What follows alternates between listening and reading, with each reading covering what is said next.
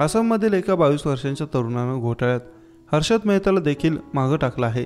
विशाल फुकन नावाच्या तरुणावर 2200 कोटींच्या आर्थिक घोटाळ्याचा आरोप आहे। डिब्रूगडचा रहिवासी असलेला फुकन त्याच्या असामान्य जीवनशैली आणि बेसुमार खर्चासाठी ओळखला जायचा। त्यानं आसाम अरुणाचल प्रदेशातील गुंतवणूकदारांना 60 दिवसांत 30% परतावा देण्याचं वचन देऊन गंडवलं। विशाल फुकननं लोकांना चुना लावण्यासाठी 4 कंपन्या सुरू केल्या होत्या। फार्मास्युटिकल, प्रोडक्शन, बांधकामासारख्या उद्योगधंद्यांमध्ये या कंपन्या विस्तारित होत्या। आसामच्या चित्रपट उद्योगातही त्यानं गुंतवणूक केली होती। अनेक ठिकाणी त्याच्या मालमत्ता होत्या। गुवाहाटीमध्ये स्टॉक घोटाळ्याचा पर्दाफाश झाल्यानंतर विशालचं पितळ उघड पडलं।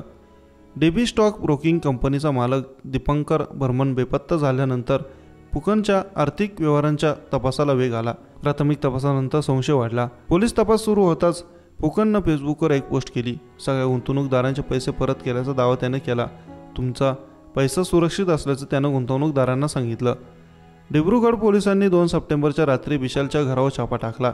विशाल आणि त्याच्या व्यवस्थापक बिलबन यांना अटक करण्यात आली। दोघांविरोधात अजामीनपात्र गुन्ह्याची नोंद करण्यात आली। यानंतर आसामचे मुख्यमंत्री हिमंत बिस्वा शर्मा यांनी ऑनलाईन या ट्रेडिंग फार्मच्या माध्यमातून शेअर बाजारात गुंतवणूक कोणतीही व्यवस्था नसून लोकांनी सतर्क राहावं असं आवाहन केलं।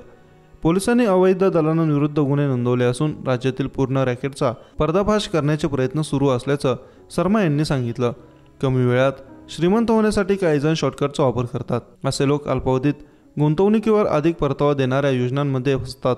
काही वेळा सुरुवातीला परतावा दिलाही जातो, त्यामुळे या योजनेची चर्चा होते। अनेक जण त्यांच्या मित्रांना, नातेवाईकांना गुंतवणूक करण्यास सांगतात। यानंतर ठगांकडे बरीच रक्कम जमते।